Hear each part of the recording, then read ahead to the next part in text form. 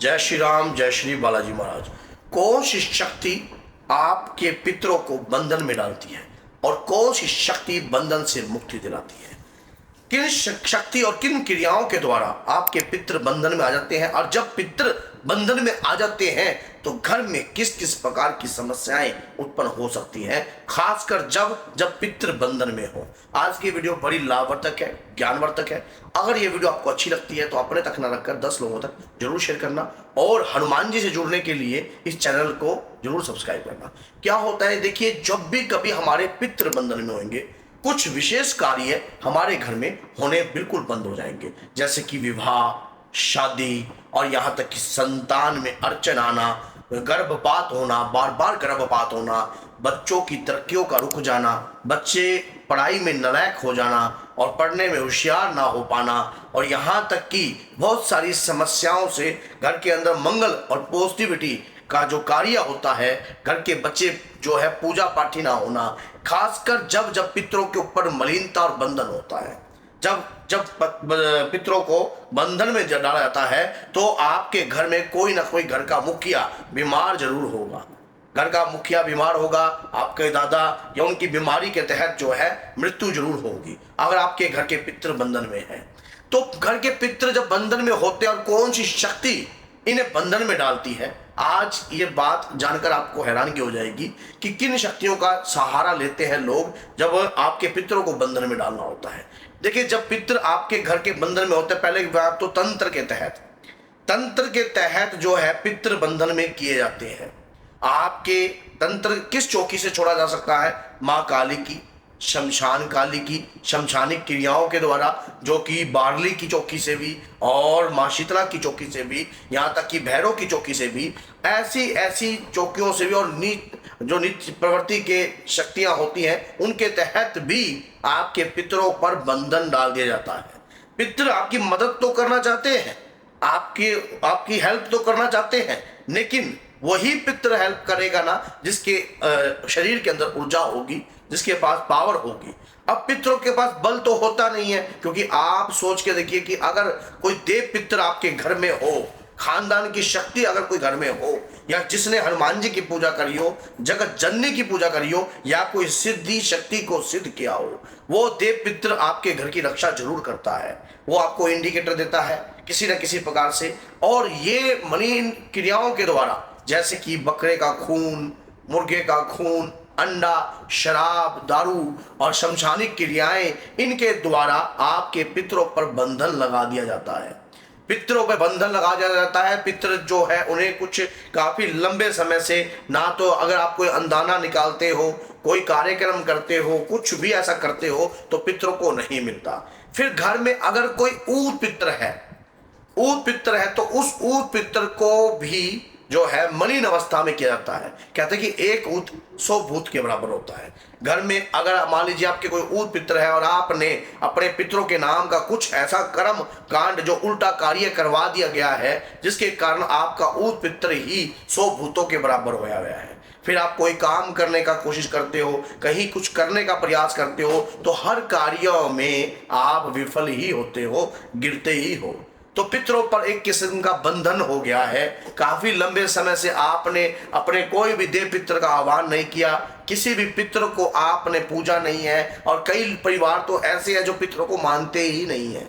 पितरों को मानते ही नहीं है। मेरे पास फोन आता है अक्सर, कई बार दरबार में भी कई लोग कहते हैं कि हमने तो अपने पितरों को पूजा ही नहीं है, आज तक हमें पता ही नहीं। पहली बात याद रखना कि हमारे घर के हमारे माता पिता सदैव पूजनीय थे, और उनके माता पिता भी सदैव पूजनीय थे, और उनके माता पिता भी सदैव पूजनीय थे। जब भगवान श्री राम ने दशरथ का श्राद्ध किया है, तो दशरथ जी के पिंड दान किए हैं, तो हमने भी अपने पितरों के प्रति कार्य करना हमारा जो है मेन उद्देश्य है। और अगर हम नहीं करते तो हमारे पितरों के ऊपर जो है बंधन लग जाता है। जब पितरों पे बंधन लग जाता है तो जो शुरू में मैंने अवस्थाएं बताई हैं वो घर में होती हैं। बच्चे तरक्की नहीं कर पा सकते, किसी भी क्षेत्र में, किसी भी कार्य में रुकावट ही रुकावट रहती है बच्चों के ऊपर। और पितर अगर आपका घर का सॉलिड ना हो तो आप किसी भी कार्य में रुकावट तो रहेगी और तरक्की तो आपको प्राप्ति नहीं होगी। और फिर उसके पितरों के द्वारा कुल देवी भी आपकी वचनबद्ध हो जाती है, क्योंकि आपने जिस व्यक्ति ने आपके पितरों को बंधन में किया है तो तंत्र के तहत कुल देवी को भी वचनबद्ध किया होगा। कुल की शक्ति को, कुल के देवता की शक्ति को, देव पितर की शक्ति को भी वचनबद्ध क्रियाओं में डाला होगा, जिसके कारण घर के अंदर ये समस्याएं काफी लंबे समय से आपके हो रही है।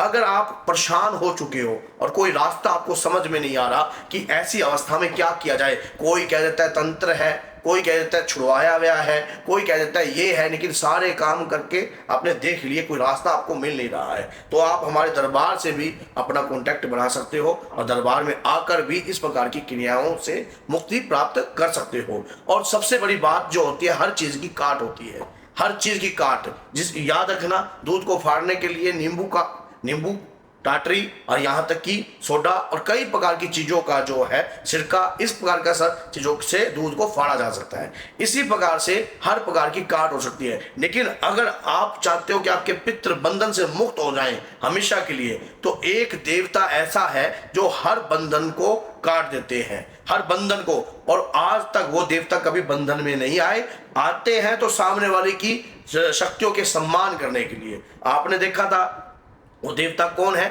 बजरंगबली। इंद्रजीत ने ब्रह्मास्त्र छोड़ा था तो हनुमान जी ने हाथ जोड़कर ब्रह्मास्त्र के अंदर बंधन में ले लिया अपने आप को, और जब ब्रह्मास्त्र बंधन में आ गए तो उसे तोड़ भी दिया। क्यों? वो किसी भी प्रकार के बंधन में नहीं आ सकते, क्योंकि उन्हें वरदान है हर देवता का। अब सबसे बड़ी बात ये, इस तरीके से आपने देखा। सेकंड क्या देखा आपने कि वो सामने वाले की शक्ति का सम्मान करते हैं। अगर किसी ने कोई क्रिया करके, कुछ भी करके, हनुमान जी पर एक नारियल चढ़ाने मात्र से सभी बंधन क्रियाएं खंड हो सकती हैं। किस प्रकार से वो नारियल चढ़ाना है आपको ये जानना बहुत जरूरी है। जैसे आपने हनुमान जी पर नारियल चढ़ाना है तो आपने क्या करना है, 1.25 मीटर बिल्कुल लाल रंग का कपड़ा ले लीजिए। उस लाल रंग के कपड़े में थोड़े से अक्षत चावल ले लीजिए, थोड़ी दुर्बा ले लीजिए। दुर्बा जो घास जैसी होती है, जब कोई दाह संस्कार होता है, जब आगे हम मटकी से आगे छिड़कते जाते हैं दुर्बा, और जिससे पिंड दान करते हुए भी उंगली में दान करते हैं, दुर्बा ले लीजिए आप। और उसके दौरान जो है थोड़े सफेद तिल और 11 रुपए के सिक्के लेने हैं आपने। अगर आपके घर का कोई बुजुर्ग है तो उससे भी आप एक सिक्का ले लीजिए, और कोई दादा परदादा उससे भी आप सिक्का ले लीजिए। ये लेकर आपने ये सारा सामान ले लिया, उसके अंदर एक सफेद रंग की रुमाल ले लेना है, उसी के अंदर ही लपेटना है इन सारे सामान को, और वो सामान लाल कपड़े में लपेटना है सफेद रंग के रुमाल के अंदर। बिल्कुल नया काचा रुमाल होना चाहिए आपके पास, बिल्कुल नया। एक जायफल ले लिया, और उसके बाद जो है 7 लौंग ये लेकर गांठ बांध कर आपने, और ओम नमो भगवते वासुदेवाय नमः या ओम श्री राम श्री राम श्री राम दूताय नमः, इस मंत्र के जाप से आपने इसको बांध बना लेना है। या फिर श्री राम जी की स्तुति से भी आप कर सकते हो। अब जैसे कई लोगों को मंत्र का ज्ञान नहीं है तो राम जी की स्तुति का भी कार्य आप कर सकते हो। राम जी की स्तुति से आपने ये उसारा तैयार कर लिया, बांध लिया। बांधने के बाद किसी भी हनुमान जी के मंदिर में पूर्णिमा के दिन ये उसारा अर्पण कीजिए, बैठकर वहां पर दीप का दान दीजिए, सुंदरकांड का पाठ कीजिए, और बाबा से प्रार्थना कीजिए कि बाबा मैं आपसे एक ही प्रार्थना करता हूं, मेरे पितरों को बंधन मुक्त कर दीजिए। हनुमान जी के पंचमुखी रूप का ध्यान करना है, ये बात याद रखना। हनुमान जी के पंचमुखी रूप का आप जैसे ध्यान करोगे आपके पितृ बंधन से मुक्त हो जाएंगे। अगर ये वीडियो आपको अच्छी लगी है तो लाइक कीजिए, चैनल को सब्सक्राइब कीजिए, और 10 लोगों तक इस वीडियो को जरूर शेयर कीजिए, ताकि सामने वाला व्यक्ति भी वीडियो को सुनने के बाद अपने अंदर इस प्रकार की भावना जगा सके हनुमान जी की भक्ति की, और साथ में अपने पितरों को अगर बंधन से मुक्त करने की इच्छा अंदर प्रकट कर सकता है तो व्यक्ति सारे कार्य फिर अपने मंगल में कर सकता है। कर भला सो हो भला, अंत भले का भला। बोलिए जय सीताराम, जय माता।